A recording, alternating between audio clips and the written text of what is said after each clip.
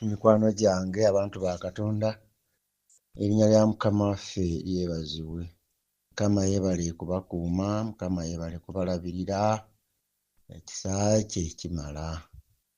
Nze omukadde Olijja Ezeekeri nga Mukama akkiriza mbeeko byengabana awamu nammwe nga tetunnatandika katusabe. Katonda Kitaffe atuula mu ggulu gw'atwagala nannyini buyinza, weebale okutuwa ekiseera kino, weebale okutulaga ekisa, weebale okulwanagana n'ebituziyiza okuwulira eddoboozi lyo, naye n'otuwa ekiseera kino tukuwulirize. Nsaba ow'omukisa buli muntu yenna awadde ekiseera kino awulirize ebigambo bino, muwe omukisa, muwe okunywezebwa, muwe okutuuka mu bwakabaka obw'omu ggulu. Ffenna tuyigirize ku bwa Yesu Kristo Mukama waffe. Amiina.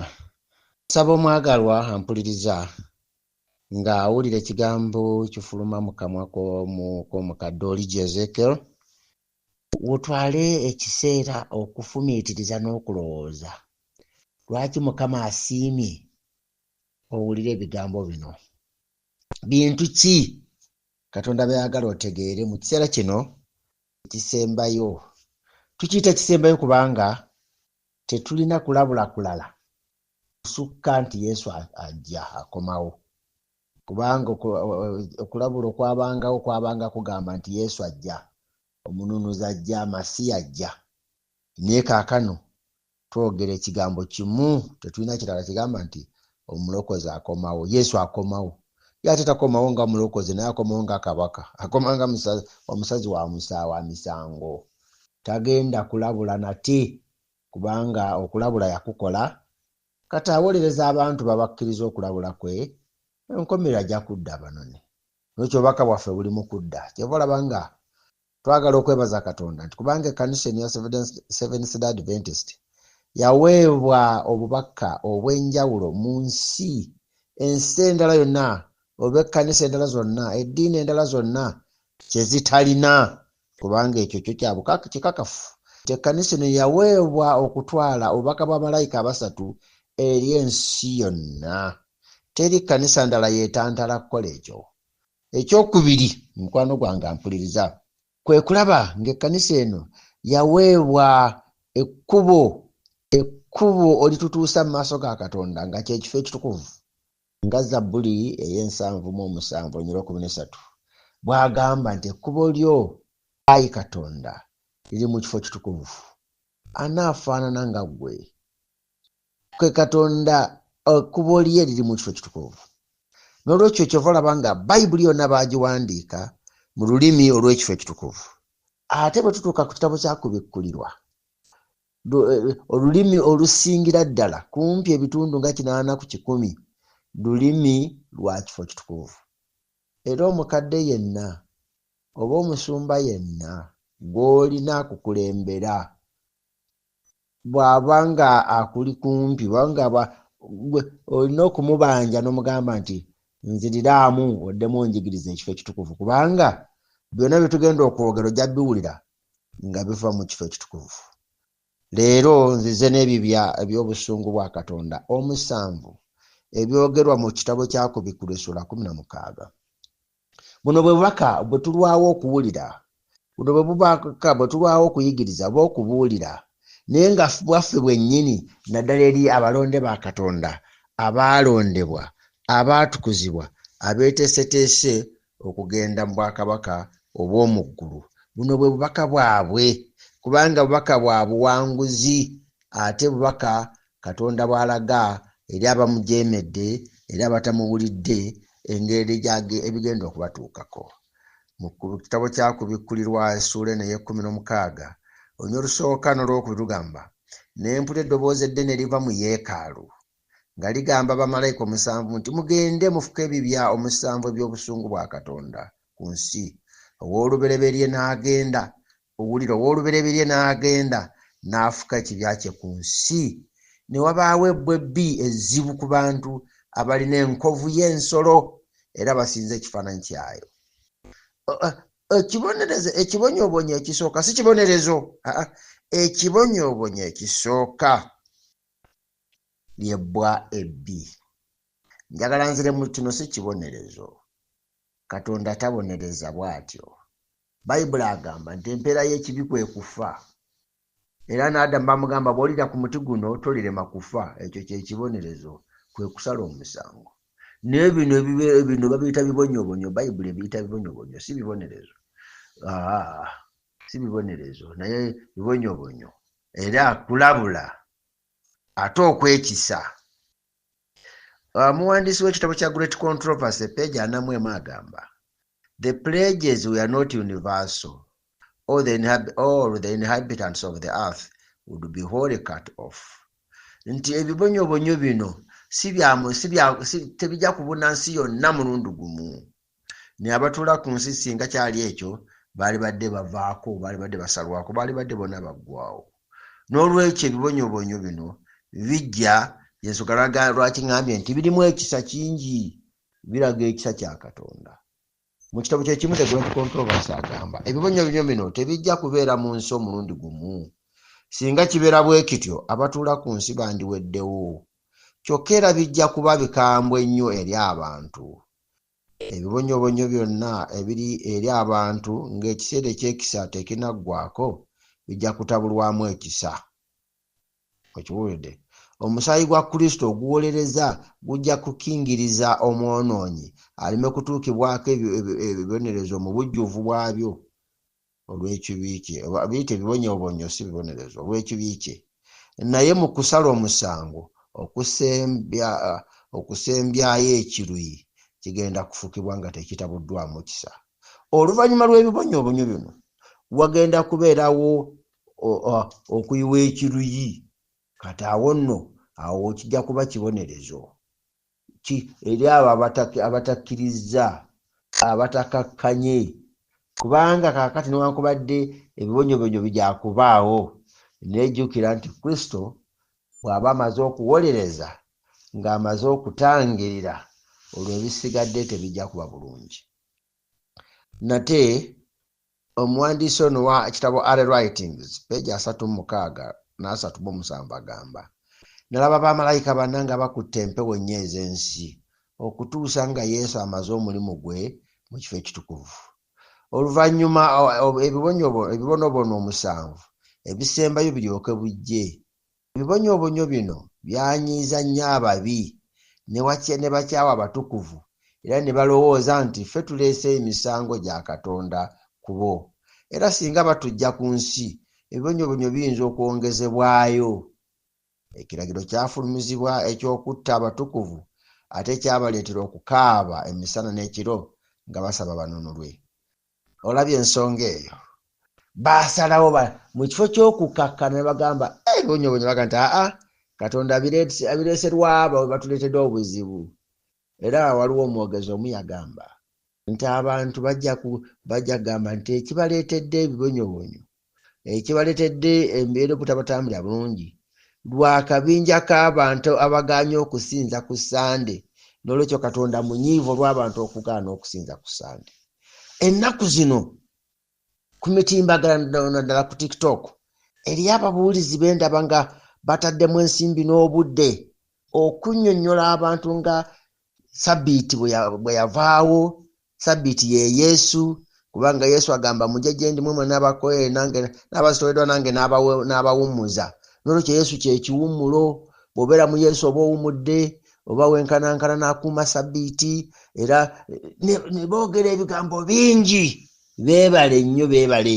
Naye abo be bamu be bajja okugamba nti ekyo tuteesedde ensi okutukaluubirira n'ebibonyobonyo bino lw'abantu abo abagaanye okusinza ku Sande, olunaku lwa Katonda bwe batyo baluyita. Naye mukwano gwange omulungi, njagala otegeere ng'ensonga zino ze tugenda okwogera nkulu ez'ebibonyobonyo 7. Ekibonyobonyo ekisooka kya bwabbi, mikwano gyange. Era wano abantu bagenda kunyiiza obusungu.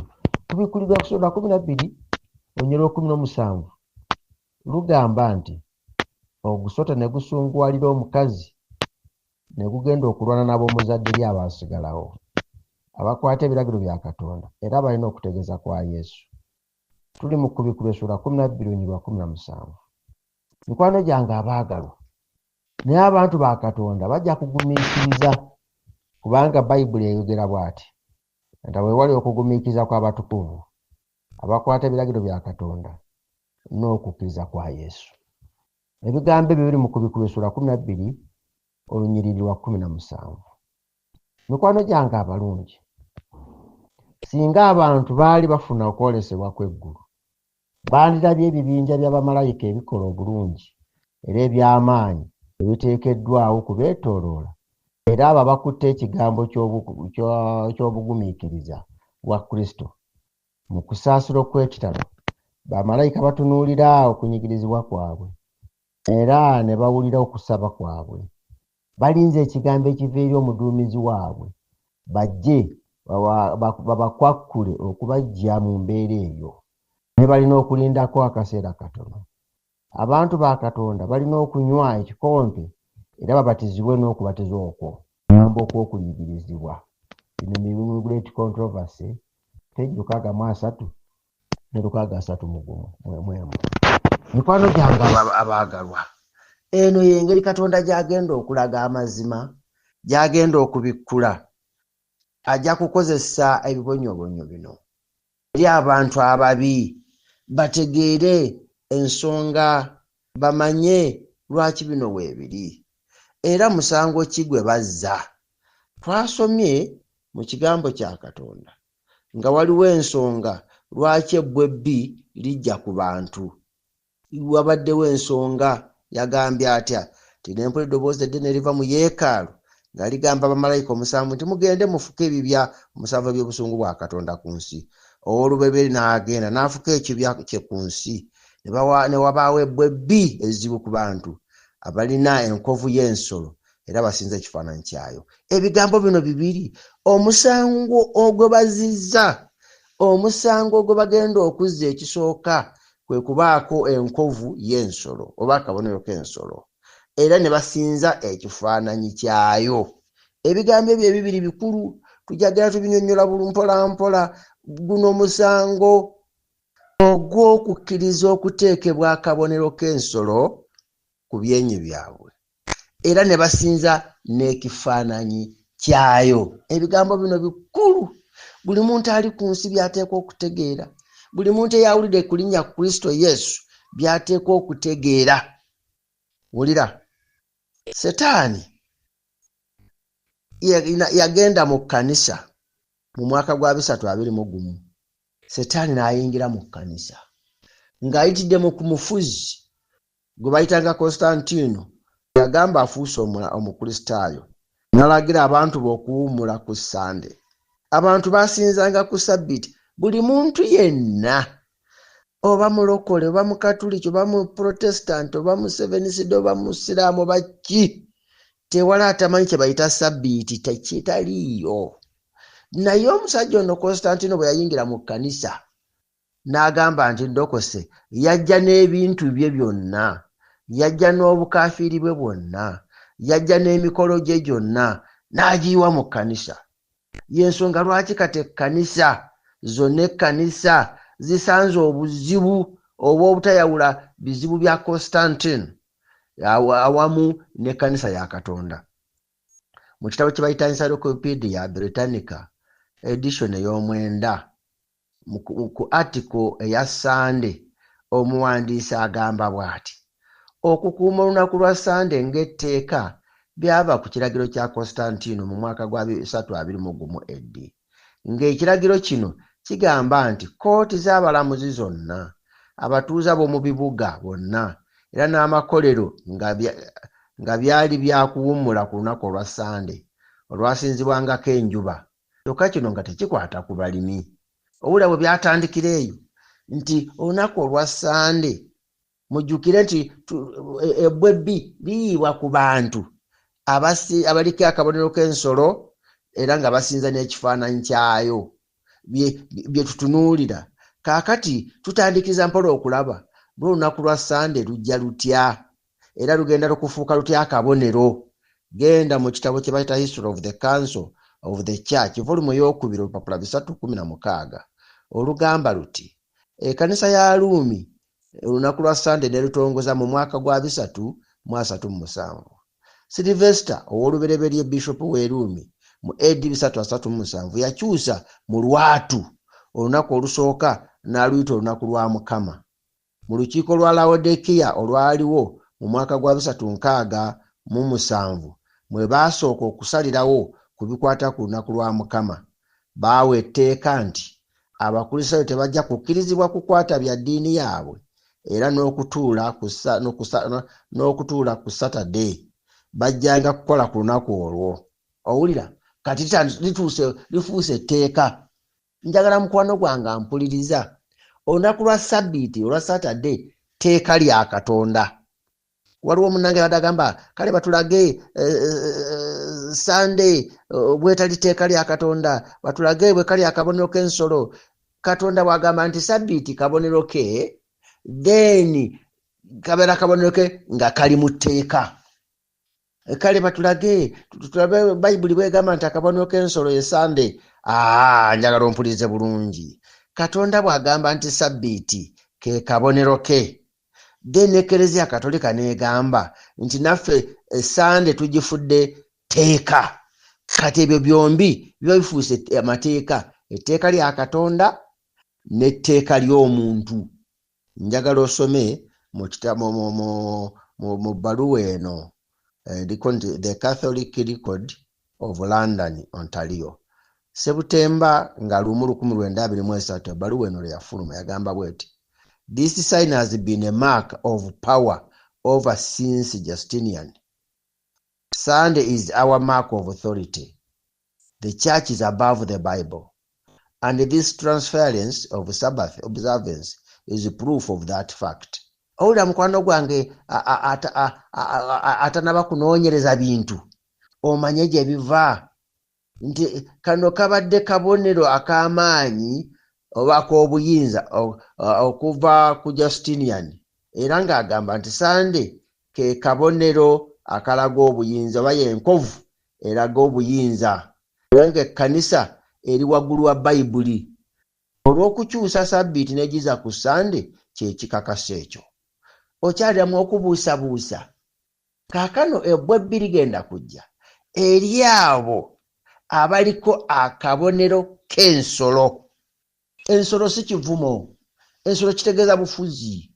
Nga bw'olaba bwe tulina abafuzi, tulina kabaka empologoma, tulina akabonero k'eggwanga ŋŋaali. Toyinza gamba nti Uganda ŋŋaali kinyonyi, naye ke kabonero kaabwe. Toyinza gamba nti kabaka nsolo mpologoma, ke kabonero ke, ge maanyi ge mwe gabeera. Okiwulidde? Nolwekyo ekigambo ensolo kitegeeza bufuzi. Bayibuli kyegamba. Kati ebbwebbi lyabeerako dda ng'akabonero akalaga obujeemu. Ebbwebbi lyabeera mu Misiri mu bantu abajeemu. Nakugambye nti ebibonyoobonyo si kibonerezo, naye kwe kukulaga nti Mukama mumujeemedde. Amazima ge gano. Wulira Bayibuli kyeyogera mu Kuva essula 9 olunyolo 8 okutuusa ku 11. Mukama n'agamba Musa ne Alooni nti mwetwalire embatu z'evvu ery'omu kyoto. Musa alimansize waggulu mu maaso ga Falaawo, era liriba nfuufu ku nsi yonna ey'e Misiri. Liriba jjuta eriyulika mu mabwa ku muntu ne ku nsolo mu nsi yonna ey'e Misiri. Ne batwala evvu ery'omu kyoto ne bayimirira mu maaso ga Falaawo. Musa n'alimansa waggulu, ne liba ejjuta eriyulika mu mabwa ku mutwe ne ku nsolo. Abasawo ne batayinza kuyimirira mu maaso ga Musa ku lw'amayute, kubanga amayute gaali ku basawo ne ku Bamisiri bonna. Amayute ogawulidde nga gaaliwo. Ekyo no kyajja olw'okulaga Abamisiri nti bannange nno kye mukola kibi, ate bano kye bakola kye kituufu ky'okugenda ewaabwe. Kaakati na wano amayute tugalaba mu kitabo kyakubikkulirwa okulaga abantu abazze banyigiriza abalala, okulaga abantu abazze tebassaamu Katonda kitiibwa, okulaga abantu abazze balwanyisa Katonda. Mu kyamateeka essula 28:27 lugamba Mukama n'akuleetangako ejjuta ery'e Misiri n'amabwa n'olukonvuba n'obuwere ebitakuwonyezengako. Kati ebbwa lino terijja kuba na ddagala kubanga Mukama mu Lunnyo lwa 35 mu kyamateeka 28 ayongera n'agamba Mukama n'akulwazanga amaviivi n'amagulu ejjute bbi ly'otowonyezeka leetawonyezeka okuva munda w'ekigere ekyo okutuuka ku bwezinge bw'omutwe gwo. Ebyo bye byali ebyokubeera ku Bamisiri naye kaakano mu kitabo kya Kubikululwa bijja mu Kubikululwa 16 lusooka n'olwokubiri. Eddala olwokubiri ebbwa ebbi ejjute ebbi ligenda kuluma abantu abo abagaanye okuwulira naye nga baliko ebintu bibiri. Ebintu bino ebibiri bikulu. Ebintu bino ebibiri biteekwa okutegeerekeka bulungi era bitategeerekeka bulungi ojja kwesanga ng'ebizibu bizze bitya. Kubanga omuntu bw'aba ng'asinza ensolo kiyinza okuba ekitono ku ye era nga kyangu okuwangula. Ekyo njala mumpulirize bulungi. Ekintu kiyinza okuba ekitono ku ye era nga kyangu okuwangula naye bw'ateekebwako akabonero. Ekintu kye balina okuteekebwako akabonero ng'omuntu atuuse ku levo ey'okuteekebwako akabonero, mikwano gyange abampuliriza, si kintu kya kusaaga kubanga akabonero kenkanankana ne bw'owandiika ebbaluwa n'ogisiba mu bbaasa.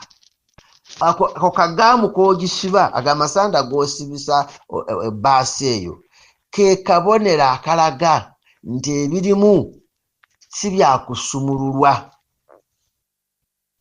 Omuntu yenna bw'ateekebwako enkovu y'ensolo oba akabonero k'ensolo, Bayibuli ey'Oluzungu ekozesa ekigambo mark of the beast. Beast kisolo kiba kinene, si kamyu, si mbuzi, si nte, si mbogo, si mpologoma, naye gusolo. Tetuyinza kugeraageranya na njovu. Ababeera mu nnyanja bamanyi ebyo ebyennyanja. Waliwo ogw'ennyanja gwe bayita whale, waliwo ogw'ennyanja gwe bayita shark. Those are water beasts. Kati n'ekigambo ono kye yakozesa yagiyita ensolo. Talina lulimi lulala lwayinza kukozesa olutali ensolo, naye gusolosolo, ogusolo ogunene, ogusolo ogw'entiisa, ogusolo ogulya ne gusambirira. Mu mazima kino kituukira ddalagana bulungi nnyo n'engeri Obukatuliki gye bwasaasaanira ensi eno ne bulya buli kintu kyonna, ne buyingiza buli kintu kyonna ne bukirya. Era ensonga lwaki ennaku zino tubadde tuli mu sizoni ya Krismasi. Abantu bangi we babeera mu ddaganda lya Krismasi era abantu ba Katonda abatagigendamu batono nnyo kubanga basinga obungi ke kaseera mwe baliira emmere, mwe banywera ebyokunywa eby'enjawulo, mwe bakolera effujjo lyonna kubanga olunaku olwo lwa kusinza lubaale, si lwa kusinza Katonda ow'omuggulu.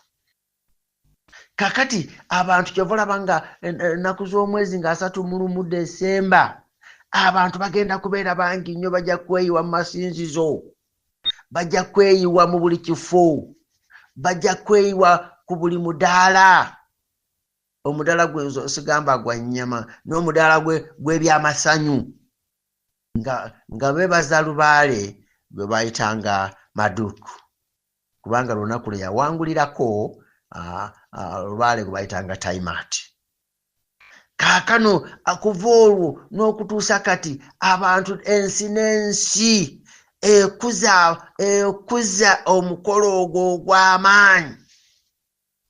Ensi n'ensi, abantu ab'ebitiibwa, abantu abagagga, abantu ab'amagezi, abantu abasomi, abantu banaddiini, abantu abategeera, abantu buli muntu afaayo ennyo okulaba nga 31 Desemba ssaawa z'olweggulo bali Abababuloni mwe bayanirizanga Lubaale Maduuku nabo nga bateekwa okubeera ku mukolo ogwo baanirize Lubaale Maduuku. Buli ssinzizo liba lirina okuba nga lijjudde. Buli muntu abalina eddiini ey'amaanyi bateekwa okuba nga amasizo gaabwe gajjudde. Beebaza Lubaale Maduuku naye wali ekigambo Maduuku ne bateekawo Katonda. Embeera eyo nga nzibu. Abantu abajja okubaako enkovu y'ensolo nga bajja kuba bangi, bagenda kuba bangi. Njagala otegeera kino, enkovu y'ensolo kiki ekigireeta? Essaawa 6 ogw'ekiro 31 nga lwaweddeko dda naye lwalise 1 January, ssaawa 6 ogw'ekiro, era abantu bakubeerawo nga balinda okusiibula Lubaale bamuyitanga Tiyamaati, yali mukazi. Maduuku gwe yali awangudde baalina okumuddusa ekiro nga bamuddusa obusungu bwa Maduuku, era kubanga yayita ku nnyanja, era Tiyamaati bamuyita Lubaale w'ennyanja, goddess of the sea, goddess of the sea, Lubaale omukazi ow'ennyanja. Lwaki bamuyita ennyanja, Lubaale w'ennyanja? Kubanga kwe yaddukira ng'adduka Maduuku. Olw'okubanga bwali budde bwa kiro bwa nzikiza, baakozesa emimuli okumulisa balabe n'ayitawa ng'adduka ekibambulira. Kyevu olaba nga ssaawa 6 ogw'ekiro bwe gutuuka nga 31, abantu bakuma ebiriroliro okukuzwa essaawa ezo 6 omukolo gw'okuddusa Maduuku. Obukafiiri! Enkovu y'ensolo! Abantu abagenda okubaako enkovu y'ensolo nga bangi, era ebbwebbi lino ng'abantu berinakwata bajja kuba bangi, kubanga bagaanye okuwulira amazima, bagaanye okukkiriza okuva mu bukafiiri, bagaanye okuwona. Temwerabira Essula 18 yakubikkulirwa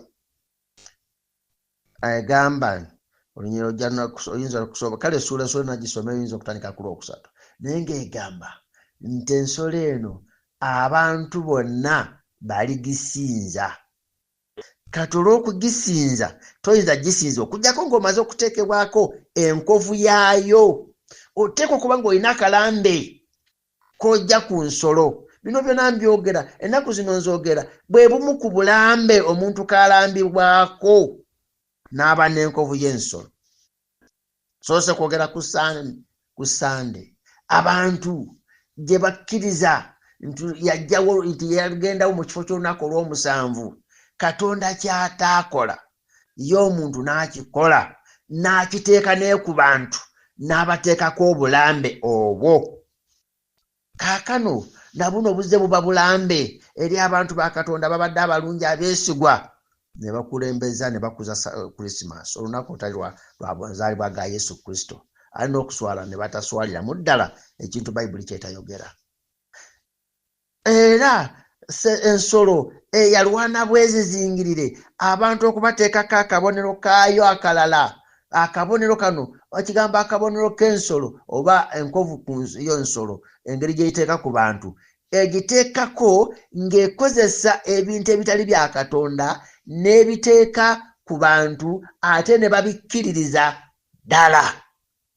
Ensonga lwaki abantu bw'obagaana okukuza 31 Desemba olw'eggulo olwo n'obagaana okusinza Lubaale Maduuku, ekkanisa bagikulekera.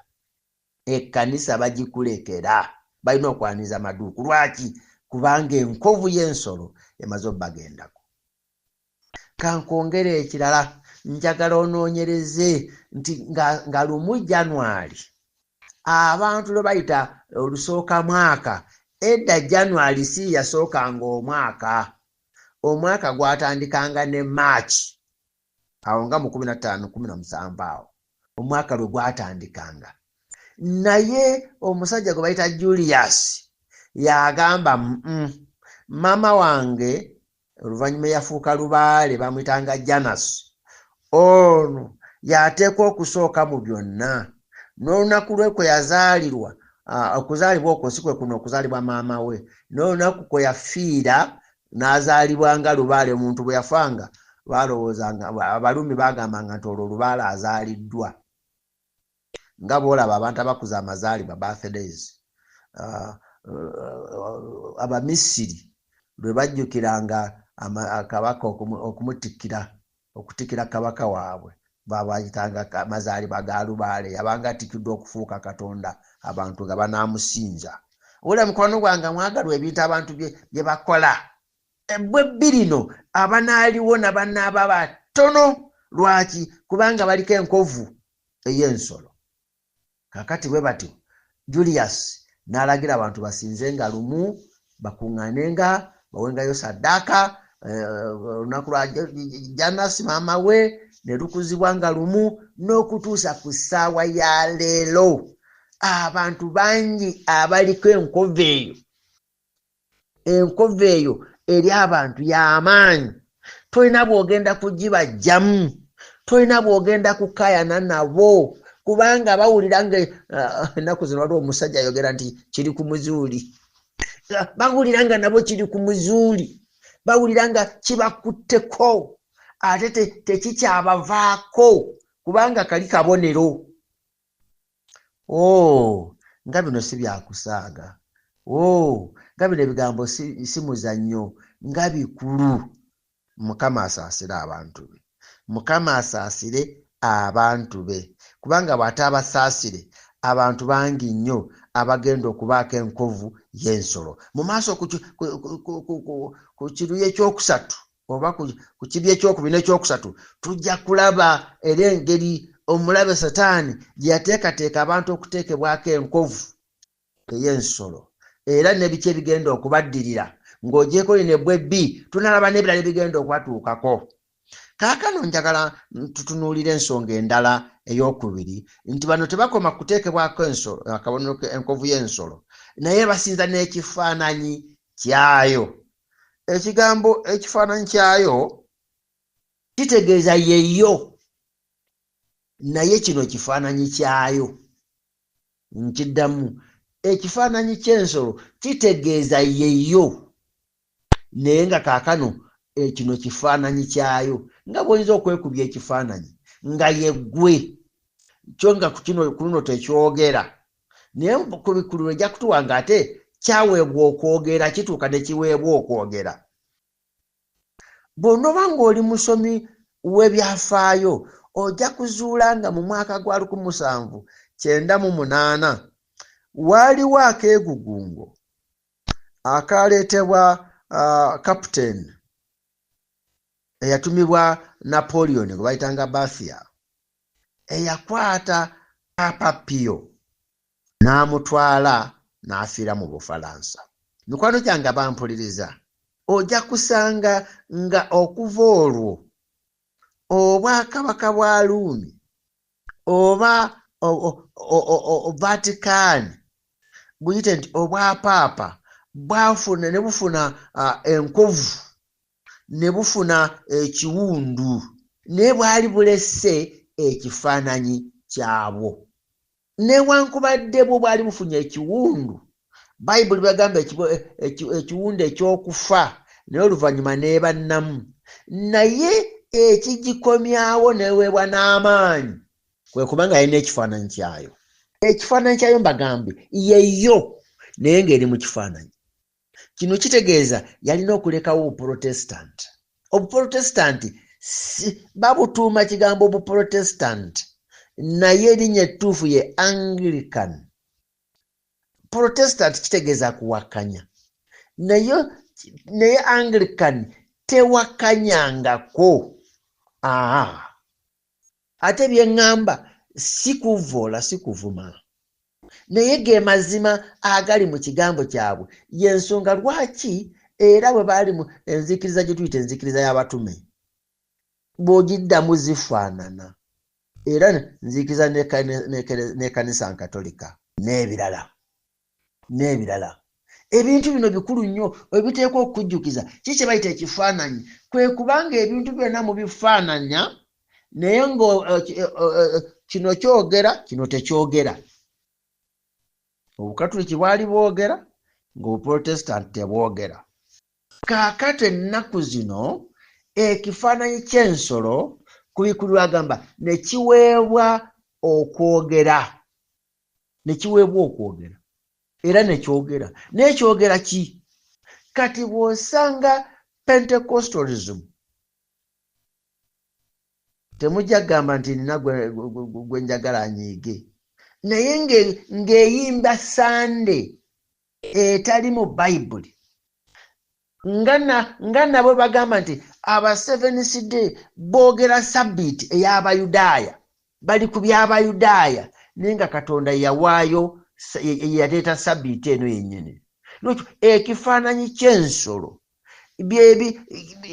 z'eddiini eziva mu Bukatoliki, eddiini ezisimbye emirandira mu Bukatoliki. Obukatoliki bukkiriza nti omuntu bw'afa tafiira ddala, avaamu omwoyo ogugenda mu ggulu oba ogugenda mu muliro. Eddiini endala zonna kyezikkiriza, omuntu bw'afa omwoyo gugenda mu ggulu oba gugenda mu muliro. Ekifaananyi ky'ensolo kifaanana n'ensolo, naye nga kyo kifaananyi kubanga tekitaddewo. Singa kyogera kyalibadde kiteekawo amateeka amapya, naye obutateekawo mateeka mapya kyekitegeeza nti tekyogera naye kitambulira ku gali agaasooka. Naye oluvannyuma natutuuse mu maaso tujja kutunuulira ate ekifaananyi ekituukira ne kyogera. Mikwano gyange abaagalwa, y'ensonga lwaki abantu bagenda kutuusibwako ebbebbi ate ezzibu eritagenda kuwona, ng'obukakafu Katonda ng'abalaga nti muli ku kintu kikyamu. Nabagambye nti kuno tekujja kuba kusala musango, kubanga bwe kuba okusala omusango kitegeeza kufa. Bano tebannafa naye bakyabonaabona. Njagala tusembyeyo ebigambo bino kubanga tulabye omusango abantu bano gwe banabazizza, kubanga bakkiriza enkovu ku kyenyi kyabwe, bakkiriza okuteekebwako akabonero oba enkovu ku mukono gwabwe ogwa ddyo ogukola ne bassa mu nkola. Okiwulidde? Ekyo nno kyali kizibu, kikyali kizibu, ate kigenda kuba kizibu okutuusa nga byonna bikomekerezeddwa nga n'ebibonyobonyo bye bifukiddwa. Omuwandiisi wa Zabbuli 9:2 ayogera ebigambo bino: n'ayogeranga ku Mukama nti oyo kye kiddukiro kyange era kye kigo kyange, Katonda wange gwe neesiga, kubanga oyo y'anaakulokolanga mu mutego ogw'omuyizzi ne mu kamugumpula omubi. Anaakubikangako n'ebiwaawaatiro bye, era wansi w'ebyoya bye w'onoddukiranga. Amazima ge y'engabo ge gakuuma, n'otyenga lwa ntiisa ya kiro newaakubadde akasaala akagenda emisana, olw'olumba olutambulira mu kizikiza newaakubadde olw'okuzikiriza okufaafaganya mu ttuntu. Obwo bwe bwesige Katonda bw'awadde abantu be abatateekeddwako nkovu ate abatasinza nsolo. Abataliiko nkovu y'ensolo, era abatasinza nsolo, abatasinza kifaananyi kya nsolo. Abantu abo Katonda abawadde obukuumi, abawadde obwesige. Mukwano gwange ampuliriza, kye kiseera weekunkumuleko ebintu byonna ensolo byetadde ku madiini, byetadde ku bantu, byetadde ku basajja abagezi, byetadde ku basajja bamanyi okwogera. Eri abasajja aboogera ne boogerera Sande n'owulira nga naawe ddala ogyagadde nga yeeyo, naye nga si ge mazima ga Katonda. Katonda agenda kuwa obukuumi eri abantu abatambulidde mu mazima. Abantu Katonda agenda kubawonya nti ne mu bubi bwa kawumpula ajja kubayisaamu, nti anaababikangako n'ebiwaawaatiro bye obwo bwe bukuumi bwe bukakafu Katonda bw'akuwa. Mukwano gwange omwagalwa mpuliriza, dduka ebyo, biddukire ddala, kubanga ekisa kye kiri Katonda kyagenda okuyiwaka abantu ebbwebbi, abo abantu abanaaba bajeemye. Katonda ayagala kubalaga nti mwakola bubi. Si gwe musango, naye ekyo kye kisookerwako kye bateeka okufuna, nga Katonda bagamba mwakola bubi. Temwali bantu balungi, mwajeema. Mukama tusaasire ffenna, tuleme kujeemera Katonda, tutambulire mu kkubo ery'amazima, nti kubanga agambye nti amazima ge y'engabo ge gatukuuma. Tewali agenda kutya ntiiso ya kiro newankubadde akasaala kagenda emisana. Olw'olumba olutambula mu kizikiza newankubadde okuzikiriza okufaafaganya mu ttuntu. Ebyo Mukama agenda kubikuuma eri abantu babeesiga, abamwesiga, abawulidde eddoboozi lino ne bamukyukira, nabo ne badda mu mazima, ne bava ku bintu biri byonna bye twogedde, ne bava ku bulombolombo n'empisa ez'obukafiiri abantu ze bagenze nga bayunga nga baleeta. Mukama ffenna atusaasire, atuwa omwoyo watuluŋŋamye, atukomyewo mu kkubo ery'obutuukirivu ku bwa Yesu Kristo Mukama waffe. Amiina. Katusabe. Katonda Kitaffe atuula mu ggulu, oli wa kisa gye tuli. Otaayiza abantu bo baleme okwonoona, obabikkako n'ebiwaawaatiro byo wansi w'ebyoya byo, abantu mo bwe banaddukiranga. Mukama saasira abantu bo, tusaasire, otukize tutambulire mu mazima okutuusa w'olijjira. Wa Yesu Kristo Mukama waffe. Amiina.